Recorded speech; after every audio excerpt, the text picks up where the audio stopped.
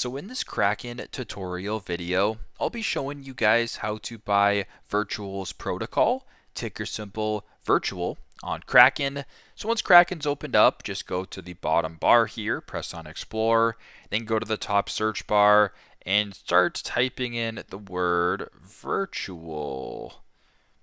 Just like that. So a bunch of different options right here. We want Virtual's protocol, so just select the option at the top.